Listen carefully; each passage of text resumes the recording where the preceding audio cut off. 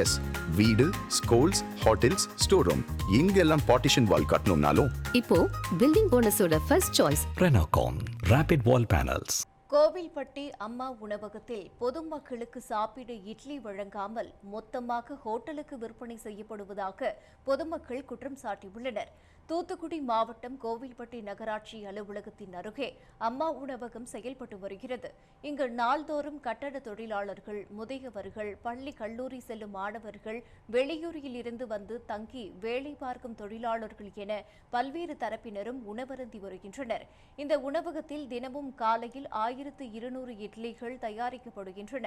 சமீப காலமாக காலை 7 மணிக்கு இட்லி விற்பனை தொடங்கும் நிலையில் அரை மணி நேரத்திலேயே இட்லி விற்பனை முடிந்துவிட்டதாக அங்குள்ள பணியாளர்கள் கூறுவதாக பொதுமக்கள் தெரிவித்தனர்.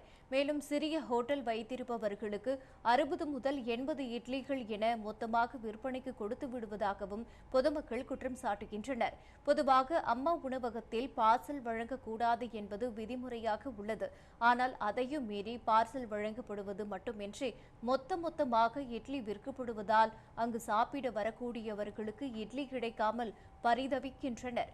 இதுகுறித்து ஊழியர்களிடம் கேட்டபோது அதிகாரிகள் சொன்னதைத்தான் நாங்கள் செய்கிறோம் என்று சொல்வதாக பொதுமக்கள் தெரிவித்தனர். இங்கு ₹1 இட்லி வாங்கிவிட்டு வெளியே சென்று ₹10 வரை விற்பனை செய்வதாகவும் இதுகுறித்து நகராட்சி அதிகாரிகள் உரிய ஆய்வு செய்து நடவடிக்கை எடுக்க வேண்டும் என்றும் பொதுமக்கள் கோரிக்கை வைத்துள்ளனர்.